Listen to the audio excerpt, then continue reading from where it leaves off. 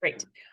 And don't feel any pressure to keep your camera on. You know, we don't want to see what you don't want seen. It's awkward. So like, you do you.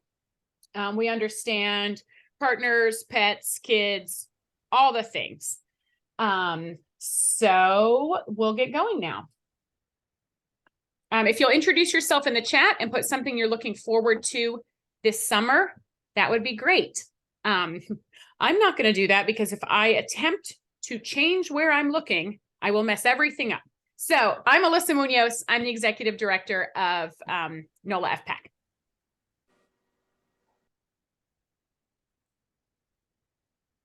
There we go. Okay, well, we're just going to get right into it. We are really excited. For those of you who are maybe new to the group and don't know, since 2007, since 2007, FPAC has been in some way, shape, or form. We were formed through an authorization, city council and mayoral authorization post-Katrina, and we have tried to maintain that as often as possible. Well, we are thrilled to announce that we will be reauthorized again as the advisory body to the city council on matters of food and agriculture on May 25th. So we'll be going up for a vote then. Everyone is welcome and encouraged to make public comment about that. Just, you know, if FPAC's work has been important to you or your work, we would love for you to make public comment as such.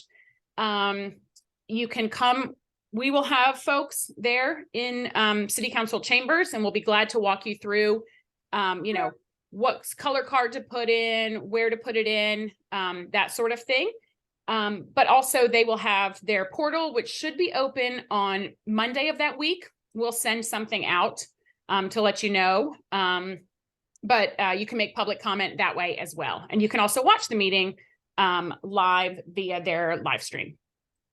And we just wanted to give special thanks to Councilmember Moreno. She and her staff are the ones putting our reauthorization forward. And they have been very supportive of all of the work that we've been doing. And we've been working in partnership with them for quite a few years now. And the reason that they are so confident in doing this is because of the work that we all do together. If we weren't doing really good work together, if the working groups weren't being really effective, if we weren't putting forward like sound, equitable, needed policies, then they wouldn't care to do this. So just a thank you to you all as well for making this possible again. Does anybody have any questions about that? Cool. So now moving to more national policy, it's Farm Bill season. I'm going to get a pin that's going to be like, talk to me about the Farm Bill, because that's all I talk about right now. But I was in DC, I think it was last week, maybe the week before at this point, with, I think it was like 12 or 14 other organizations from around the country, part of the Good Food for All coalition that is convened by the Union of Concerned Scientists. And we were there to talk about nationally, what do we want to see in what we're calling a transformative farm bill. I got to spend a day on Capitol Hill talking to policymakers about the farm bill and about the needs of Louisianans in the farm bill and in our food and farming system. Dr. Jazz, who is on our steering committee, was also there with me. So we were rolling pretty deep there. And it was a lot of fun working with her to talk about the needs of farmers throughout the South and in Louisiana.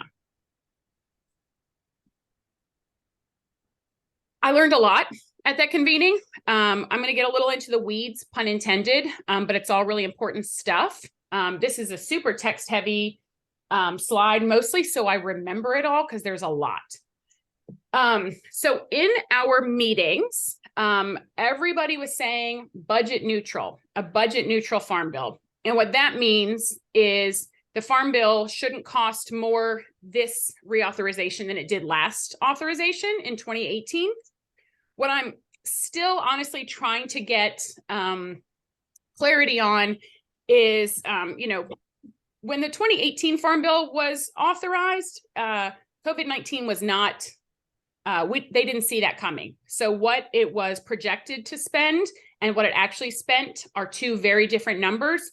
And I'm trying to get clarity from people in DC on if they mean budget neutral to what was spent or budget neutral to what was allocated in 2018, because that is a very different number. So as we get more clarity on that, I'll keep folks abreast of those changes, but everyone said budget neutral. Really, it is trying not to cut things, just trying to keep it as it is right now. Kind of a do no harm Farm Bill is the best, is kind of our best hope. The three big policy packages that are all intertwined with each other are the debt ceiling, the budget negotiations, and the Farm Bill, and they are all colliding like crazy right now. The good news for that is that everybody knows that a robust Farm Bill is really important, no matter what side of which aisle you're on. And so they will not begin working as heavily on the Farm Bill until the debt ceiling negotiations are over. So that is making them want to hurry up and get that done, whatever hurry up means. Because of the way that SNAP is being potentially impacted in the debt ceiling negotiations, which I can talk a little bit about. So what Republicans are proposing is to increase the age of what we call ABODs, which is able-bodied adults without dependents, from 18 to 49 to 18 to 55. So you would have to have, it's really strict work requirements during that. Raising that, a lot of groups who advocate for older adults are saying that that's really hard. It's really hard for older adults to find jobs. It's having these super strict work requirements are just going to cut off a lot of people. I have it in my notes on this slide. So I'll let y'all know that in just a second when I can check them, but it's a lot of people will be kicked off of SNAP potentially because of that. They are also trying to, right now they can waive the 3-month the work requirement. There's like a 3-month limit. And right now they're looking to, it can be waived sometimes. Right now they're saying under no circumstance can that be waived, which will also kick a lot of people off of SNAP. Democrats are, when I say Republicans and Democrats, I mean on the whole, not necessarily each individual person, are not willing to negotiate with that. And so until that is figured out, the Farm Bill negotiations aren't really moving that much more forward because SNAP is such a big part of the Farm Bill. The Farm Bill does expire in September. Usually we'd have a draft by now. So the fact that we don't even have a draft and it's kind of held up means that it will potentially need an extension. If it needs an extension, there are some programs that it will stop funding for in that extension. In the past, they have done funding extensions or allocations to keep things going. But that's another sticking point in this whole mess of what's happening right now in DC. So that's sort of Farm Bill on the whole. For our work that we're doing in Farm Bill, the final Louisiana listening session, which we've been doing around the state in partnership with Sprout, is in Northeast Louisiana on May 19th.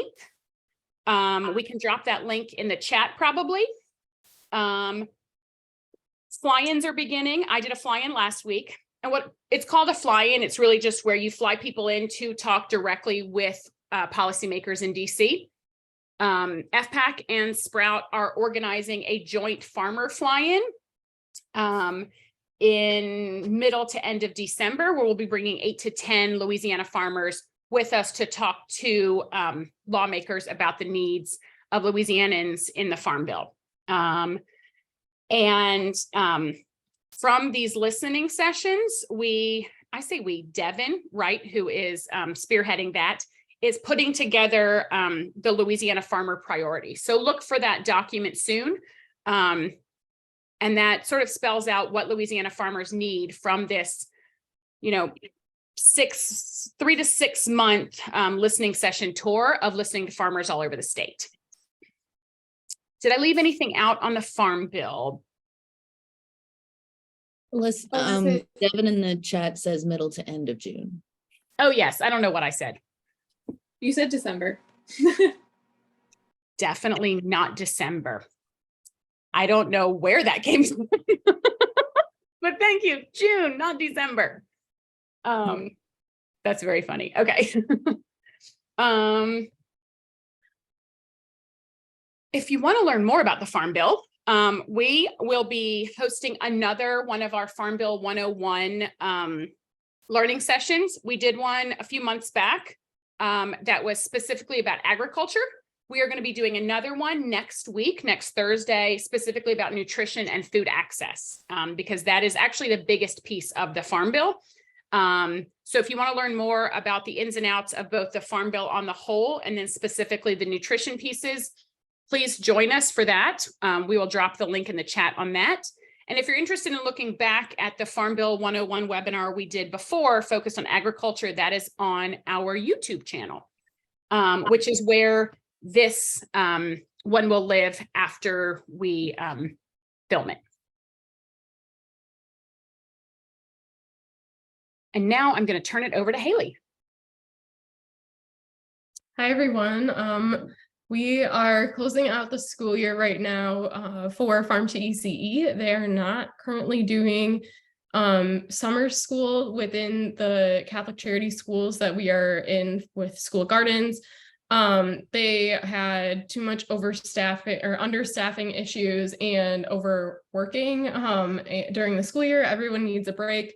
So summer school is not going to be happening. So we are going to take a little hiatus to create the curriculum during the summer. We spent this whole year doing more of a pilot program, as well as like getting some baseline research into what could work, what won't work in the centers. And now I'm going to be taking all of that and creating a full year curriculum.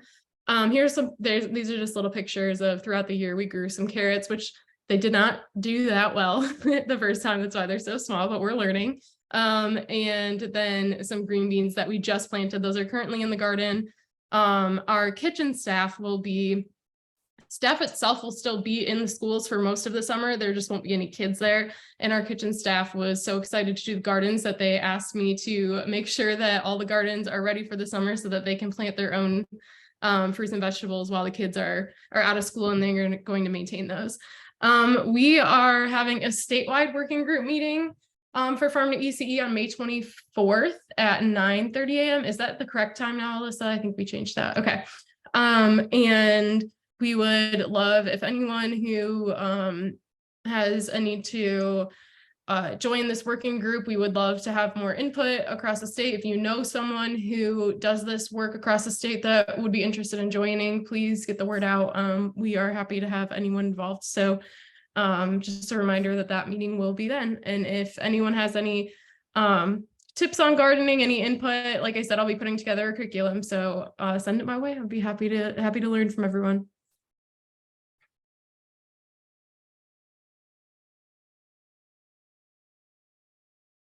Sorry, I couldn't find my mute button. Great. Thank you, Haley. No problem. And now I'll turn it over to Bryn. Okay, Eat Local Committee. I know this is our Eat Local movement is something that everybody looks forward to, especially since June is our historic celebration month. We do have a little bit of shift in how we are addressing the Eat Local. We're no longer referring to it as the Eat Local Challenge, with food security being such a challenge that it is for some. It just didn't feel right calling it the Eat Local Challenge. We've been calling it the Eat Local Committee because we do have a committee now. We're meeting monthly. So we were able to kind of using some marketing funds to be able to establish longevity in the Eat Local movement, like we've been wanting to. So working closely with our FSP partners, and working on, what the Eat Local movement looks like from here on out, but also bringing in some of our historic events that are fan favorites that everyone loves, such as our Urban Farm Bike Tour. This year, it's not going to just be farm specific. We're also looking for food retailers. I'm working with a coordinator for that, and we're hoping for a June 22nd date on that, going through the farmers market on the Greenway. So hoping to stop at the Meadows, the Sprout Garden during V for V, and the Crescent City Farmers Market happening on the Greenway. So if you know of any locations, food retailers that we could be doing some demos, thinking about maybe getting one of our distillers to do a pour, but we're looking at hosting an urban farm, and like a green bike tour, that'll be hopefully happening on June 22nd in the evening. And then we also have a date set for Garden to Glass. That's going to be on September 20th, which is a Wednesday. Currently, for those not familiar, Garden to Glass is our annual cocktail competition that we host local distillers at the World War II Museum, and we challenge them to use local ingredients in their drinks, and they compete and everybody votes for the best cocktail. It's a really fun event. It's like $30 and all you can drink, and all of us are there, and it's in the big plain room. This year, the exhibit is Walt Disney Studios and World War II. So we're looking for some magical and fun themes this year. They really get into it. So with Eat Local being the historic presence that it is, we're kind of working on this joint local food feel good resolution, and Councilmember Leslie Harris is going to be the one championing that forward through a quality of life committee meeting.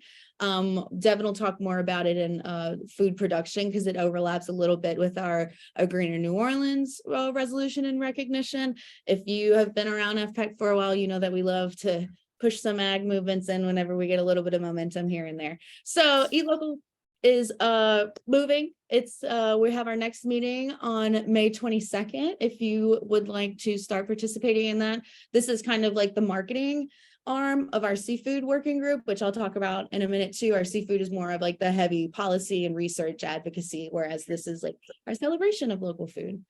So you can email me if you'd like to get involved in either of those.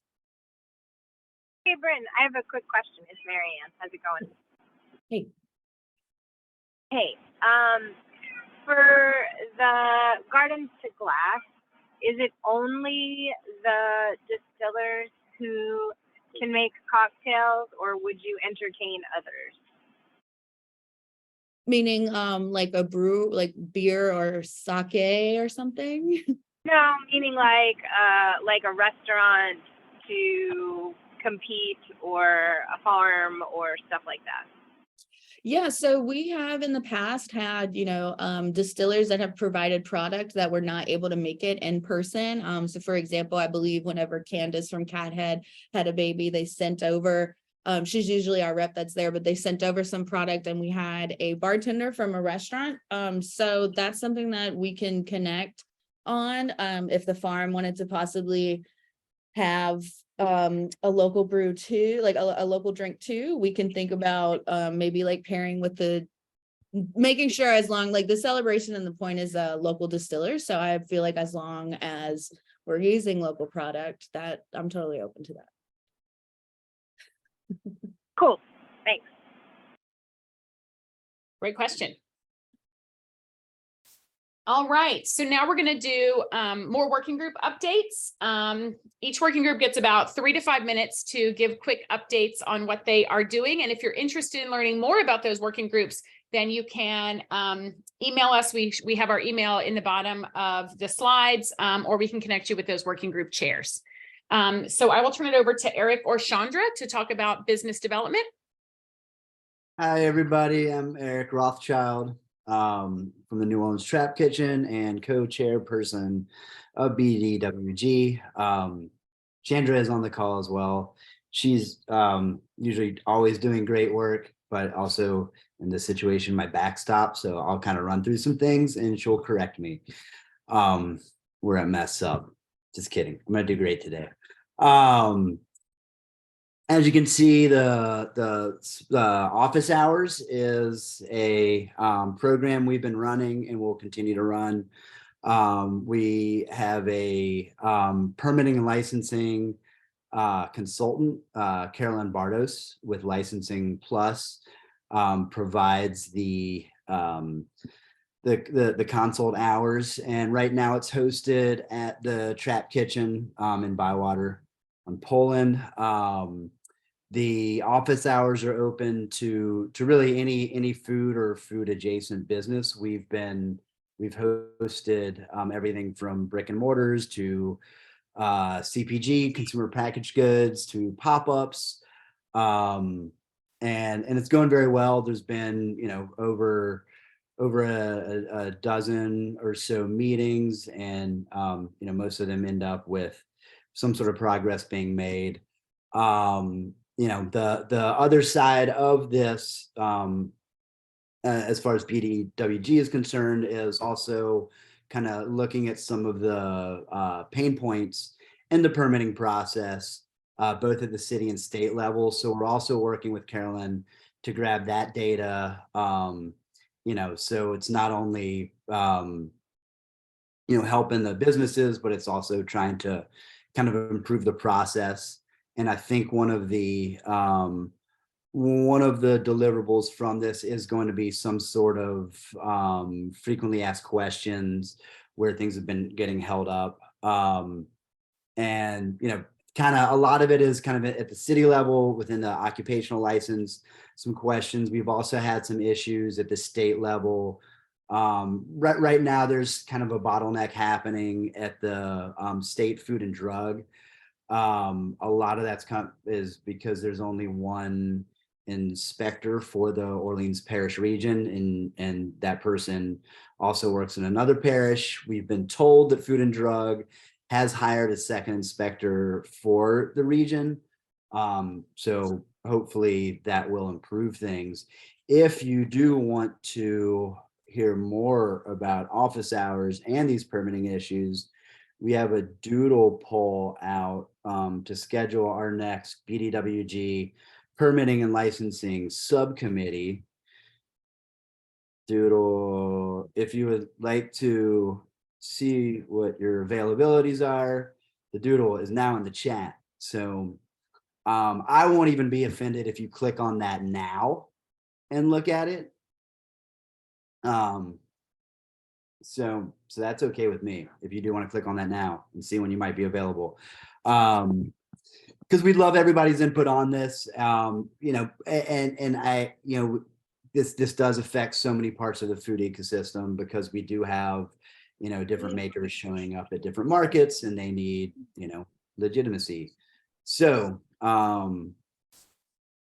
that is what's happening on the permitting and licensing side.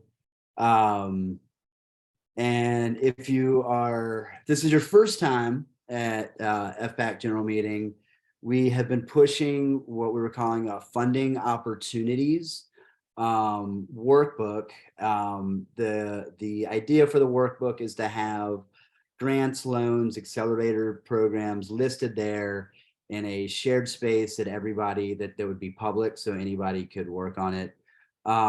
We have been asking members of this group, colleagues and cohorts, to provide updates by either updating the actual spreadsheet or sending grants, loans, and other things to Chandra or I. The link is in the chat if you want to look at it. Great. We're retiring this. We're putting it to the back burner because we have not gotten any response for this year. So we would still love to share these things. We would love to bring this back to life or out of retirement. So if you want to look at it to get a better idea, or if you want to contact Chandra or I with any loans, grants, or other programs about that could be listed there, we will input them for you. But you have to send them to us. I think you covered it all, Eric. Yep. And Alyssa has the pop-up permitting highlights that FPAC will be translating Spanish and Vietnamese. I think that's to highlight that. And then also that for our permitting meeting, we're also looking at ways to expand the pilot program so that if anyone knows of any funding opportunities, speaking of funding, that we can put towards that pilot opportunity, that would be great. And thank you for people filling out the doodle poll in real time and getting the links. Alyssa? Great, thank you. Yeah, and special thanks to Nola BA. Nola BA is the one who gave funding to FPAC to be able to do this pilot, really to pay Carolyn for her expertise. And that's why it's so important that we are not just helping one-on-one businesses, which we all know is really important, but that we are really looking at the information we can gather from that so that we can, like Eric said, look at what the pain points are, do some frequently asked questions for some like real time, and then longer term, make some recommendations to the city and state on what we found and how they can help alleviate some of these pain points. Thanks, y'all. Back to Bryn and Marianne, I think, for seafood. Yeah, Marianne's here. Let's see, on April 24th, I went to the state capitol to represent FPAC for Coastal Day, which is put on by the Coastal Protection and Restoration Authority. So yeah, it was great to meet our seafood working group folks in person. It was one of our working groups that formed over the pandemic, so we haven't really had a lot of in-person meetings, so it was great to connect in person. Some of our partners do have a few events. I'm going to drop in State of the Coast registration link. That's going to be at the Montreal Convention Center at the end of this month. And then Marianne can chime in on, like we said, this is more of our like policy heavy group. So we are looking to promote local restaurants using local fish, trying to identify like which fish are most common, where they're coming from. So Marianne can speak to some research assistance that we are requesting. Hey all, sure. Thanks, Brent. We have a list of things that we're planning to do over the next few months. One of our focuses is alternative oyster culture. We have drafted a resolution for the state legislators that supports the concept of oyster growing in Louisiana. And the point of that is to highlight the idea that some aquaculture is beneficial to the environment and to communities, especially if it's a community-led project. One of our seafood working group members, Scott, is a leader in oyster culture in the state. He works with a bunch of different growers.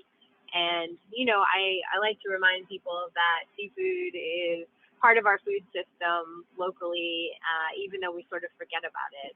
And so it's a nice opportunity to kind of highlight the idea of seafood being part of our culture and part of our community, and also to support some of the new businesses that are developing in Louisiana. Some of you are probably aware that the diversion project is moving forward, and that's a concern for traditional bottom grown and also wild harvest oysters. And so this is another method of bringing oysters into our community that is a, you know, historically important food. So anyway, we're working on that at the state level. We're also working on preventing offshore finfish aquaculture in the Gulf of Mexico. There's been a series of lines drawn on maps in the Gulf of Mexico as well as on the West Coast, proposing giant industrial fish farms. And so we have been working with Healthy Gulf and Don't Cage Our Oceans in trying to stop that from going forward. So we have sort of a pro aquaculture and a concern with other kinds of aquaculture that we're working on policy wise. Interestingly enough, we too will be in DC in the middle of June because we are working with some of the agriculture folks on a bill on offshore aquaculture. So maybe we'll all meet up in DC. That'd be hilarious. I think that's probably the highlight for now. We've got a bunch of other stuff going in terms of local demonstrations and working with CCSM and the Audubon Institute, but that's more programmatic. So I'll leave it there. If anybody has questions, let me know. I'm happy to talk more. Thanks, Marianne. I also dropped your email in the chat. I know you're on the phone. Thank you. Sure. Okay, great. Food access. Haley, do you, oh shoot, sorry. I'll pass this to you for food access. Yeah. Or I'm not sure if Marie Louise is here or not. What's that? I just said I wasn't Like sure a if Marie Louise monster was. Okay. Yeah. Okay. No, go to the other side. They have some. I think someone is Yeah, not. I'm trying to mute. Okay, got it. Okay, so oh, hold on one second. So we are currently working on well, we made a public comment already for the school food changes. And so that we already sent in. And so this one was a comment for that the USDA put out different regulations for school meals. And so we commented about our support with what areas and that we supported and provided that comment. And then that was an adorable picture. And then we currently have, there's SNAP subcommittee that Casey and I were trying to put together, like that Casey will be with Market Umbrella is heading. And so we are trying to figure out more of the details with that. So more to come soon. But we would like to focus efforts on SNAP, especially with, you know, all of the Farm Bill changes and everything going on right now. Farm Bill nutrition webinar, we will also be, or I will also be at the webinar and helping present on that. And that is May 18th. Do we have a time on that, Alyssa? Did we? Yes, we do. It is at 1 o'clock. And I dropped the link in the chat. I will drop it again. Yes, I have the link in notes. Currently my notes I'm taking on a separate page, so y'all don't see it right now, but I will be, you'll be getting notes sent out with all of this information. But Farm Bill nutrition webinar. So if you can attend, that would be great. We're doing, as Alyssa said, this one will be more focused on food access as opposed to the agriculture end of things. As a lot of the work that I am involved in is affected by the Farm Bill heavily. So we are just trying to make folks more aware of what's going on and how that's going to affect people of New Orleans and everybody that is currently participating in SNAP and other nutrition programs. Grow the Good in Louisiana. Alyssa, did you have, I don't know what this one's about. Okay. Or I can actually let Market Umbrella folks, if you guys want to talk to or talk about Grow the Good. Putting you on the spot. I can go. So Grow the Good, we're currently advocating for additional funds to support this program in this legislative session. So we would appreciate your support as we're currently advocating, especially with the things that are happening between our House and Senate right now, and the moves to try to bust the spending cap and a lot of the cuts that have happened to programs and things that have been cut from budgets. So again, really appreciate your support. If you are interested in writing a letter of support for Grow the Good, if you drop your email in the chat, I can send you over a letter of support template, as well as members of the Senate Finance Committee email addresses, so we can start doing a call of action and voicing our support for the program. Thank you. I just dropped it in the chat, but Grow the Good is something we worked on last year that was passed through the Louisiana legislature that funded nearly $900,000 in match funds or funding for a match program throughout the state at different farmers markets. And Market Umbrella has brought on how many farmers markets to the program? So we currently have 11 farmers markets and 1 farm stand. That's amazing. And so that was one-time funding. So this is advocating for that funding again this year. Thank you. Sorry to put you on the spot. Hey, can I just add like one little piece of context? Of course. Those were all the markets that we've brought on board are those that are previously SNAP authorized, and there are only like in the high 20s in the entire state. So that's almost half of the eligible markets that, half of the markets that are eligible to participate are now. That's amazing. Great work, y'all. All right. So now I'm going to pass to Devin.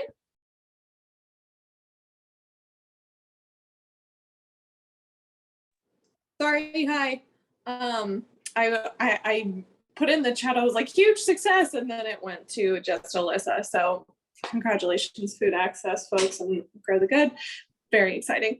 Hi, I'm Devin. I am the Research and Policy Manager with Sprout and also FPAC, and I run our Food Production Working Group, which is at this point synonymous with the A Greener New Orleans campaign, also called AGNO.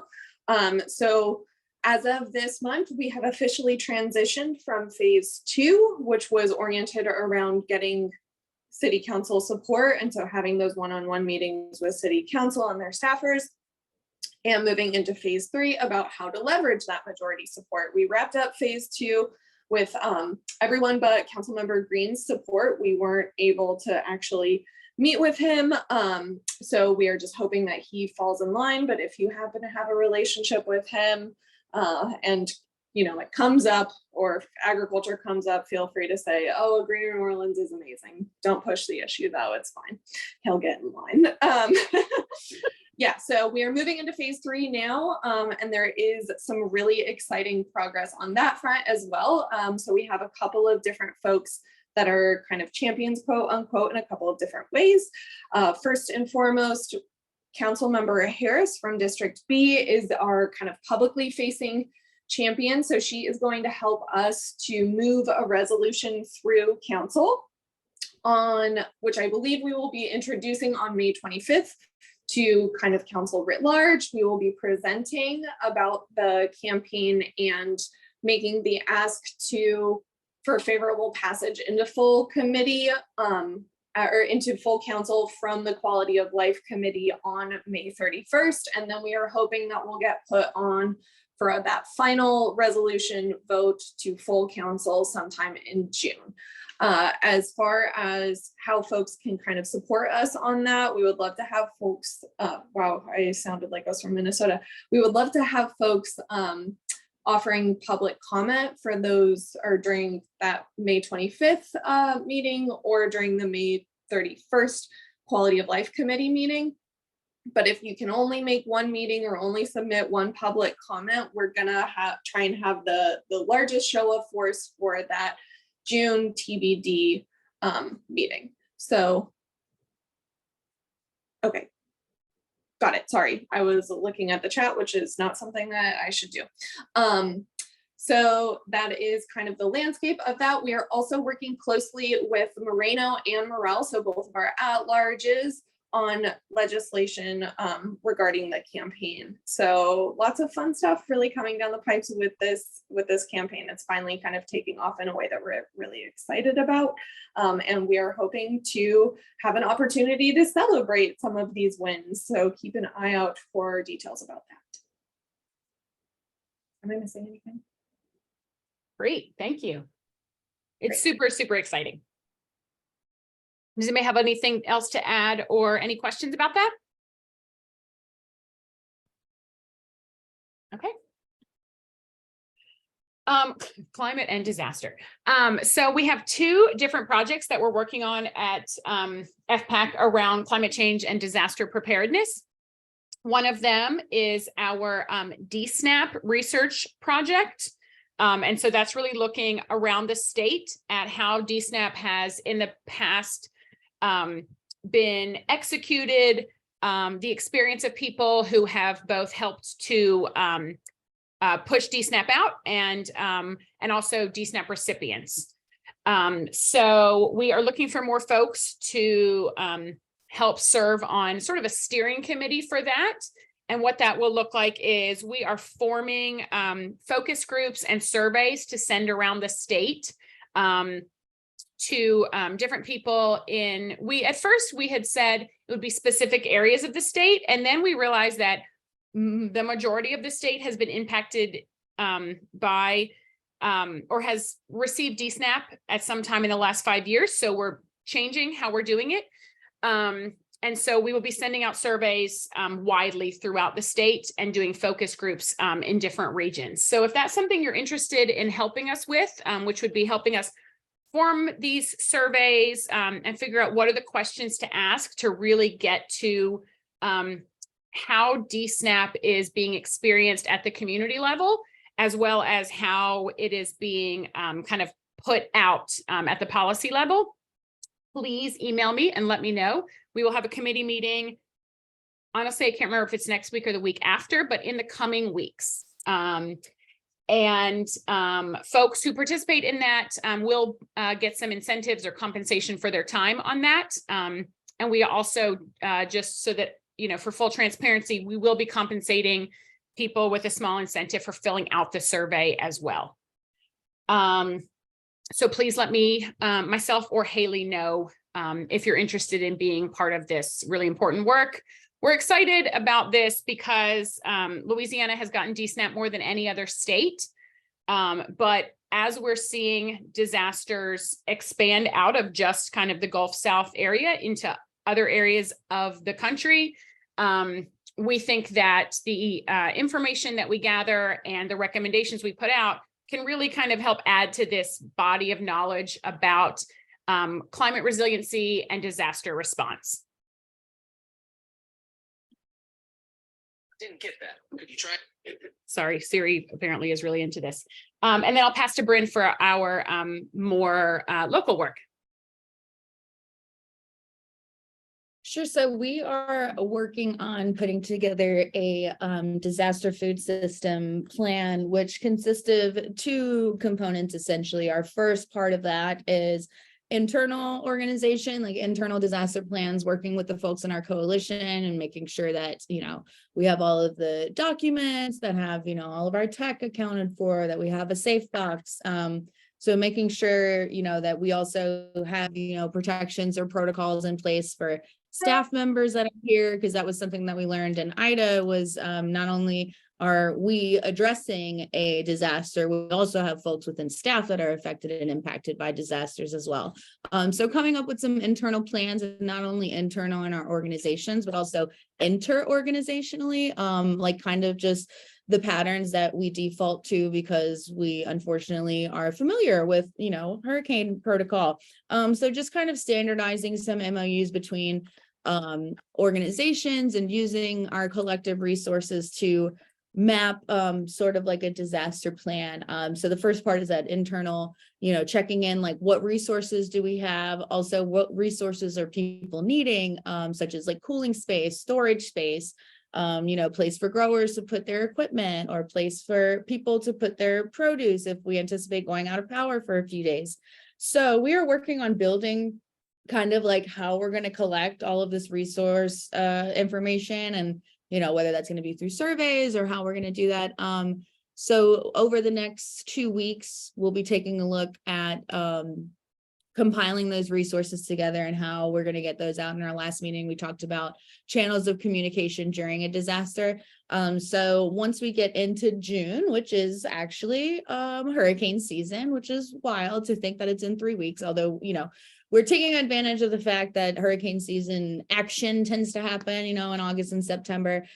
So focusing first on our internal operations and how that works. And then once we roll around to June, focusing on what our, action plan is whenever we roll into, hey, it looks like there's a storm in the Gulf. Here's our 3-day before plan. Here's our during plan. Here's our after plan.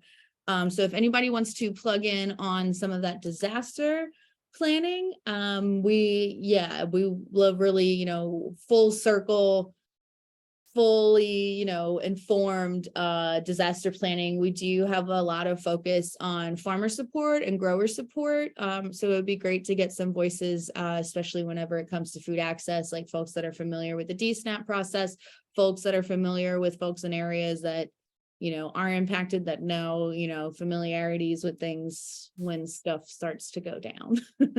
Is there anything that I'm missing from that, RFSP people? Cool. I think you got it.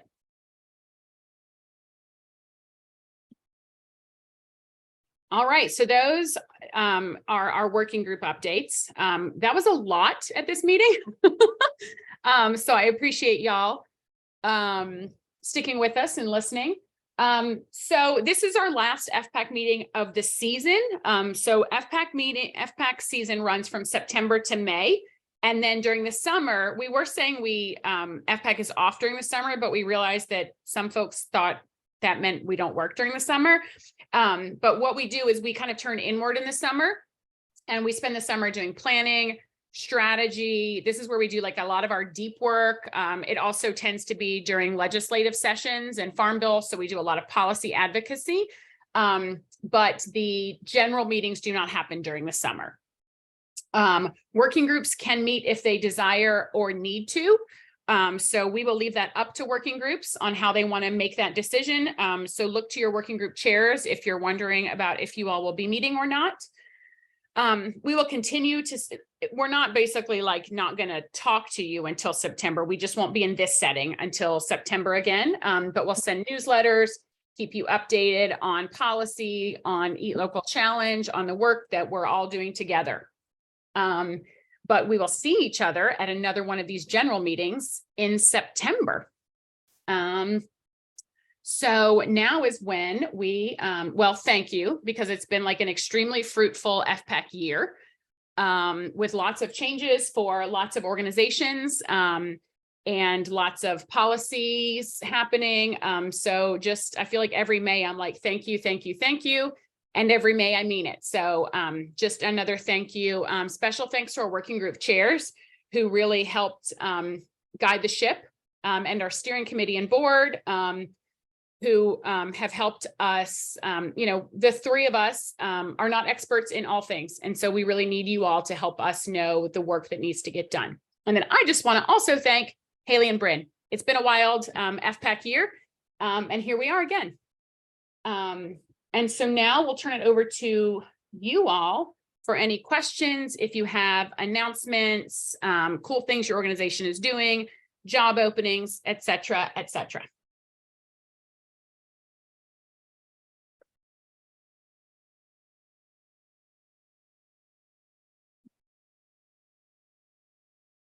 Hi, this is Chandra, not food related, but job specific. We also do a hot jobs, hot take, and there's a lot of hospitality positions that we're getting sent. So that's in our NOLA VA newsletter. So I'll send the link to that, and we send it on our social media. But NOLA VA has an RFP out right now for CEO and HR. So I'll put the links in the chat. And Devin, I think I sent the LOS request to the wrong person. My bad. I'm going to put my email in the chat. I work with a Black Food Coalition smaller group, and I think they would be able to provide a letter of support. So that was what that was about. But I appreciate Bryn for sending notes because I could not keep track of who I was supposed to ask.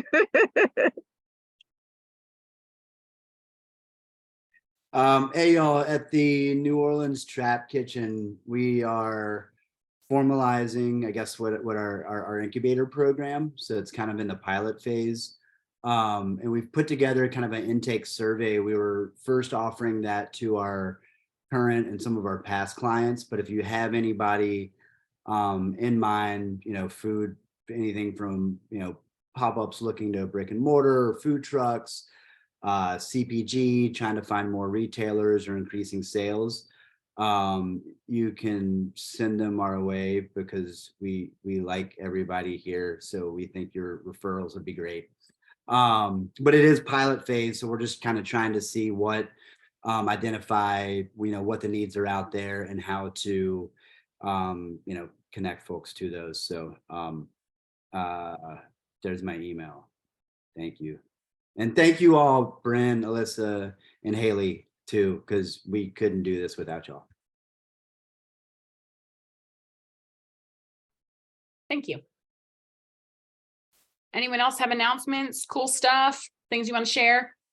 Hey all, can you hear me? I have my microphone. Okay, great, perfect. This is Caitlin with Feeding Louisiana here. I'm putting out sort of a call of request. We're hosting a convening for all of our SNAP education coordinators. This coming June. I want to say it's the 20th, but please don't quote me on the date right now. We are looking for a chef to come up to Baton Rouge and do a healthy cooking demo. I'm going to drop my email into the chat here. We have ability for compensation, and so I'm happy to have that conversation and get you connected with our appropriate team. But if there is anyone that has sparked an idea, I would love to just throw it out and see if someone would be interested.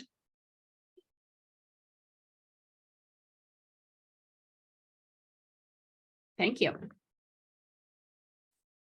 And if there's anything that you just want to drop in the chat, feel free to drop in the chat so we can capture it in the notes.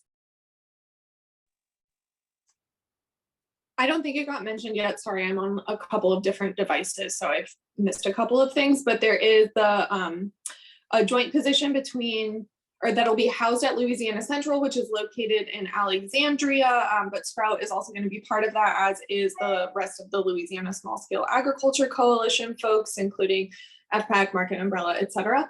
But I dropped the link in the chat. It is for a statewide organic coordinator position, which is really exciting because if y'all don't know, we have, I believe, 1, maybe 2 certified organic producers.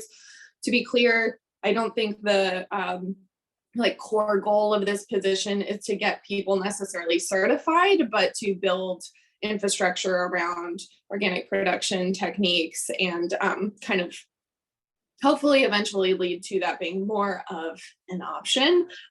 But yeah, this is like, we're thinking, I think, more comprehensively about what organics look like in the state of Louisiana. I think it pays reasonably well. I think it's a pretty solid role. It answers to Bahia Nightingale, which many of you I'm sure know, and is a real powerhouse. So please share with your networks about this position. It should be really exciting. And I think organizer folks would be well suited for it. That position is also really exciting because it's a statewide position that is like co-funded by 3 organizations, but housed within one.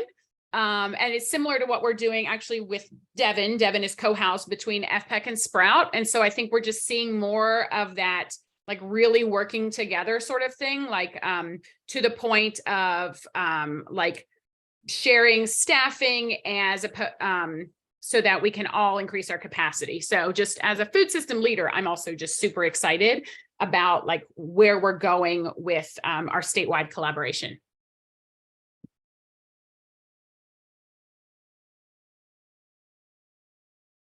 We've got 1 minute left if anyone's got something burning.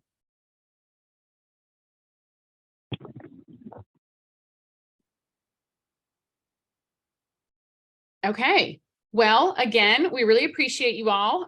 We will be sending out meeting notes in the coming weeks soon. We'll be sending out meeting notes. This meeting will also be on our YouTube channel, which we now have. And so I hope to see you all at the Farm Bill webinar next week, and all of the other plethora of things that we've talked about today. Thanks, y'all.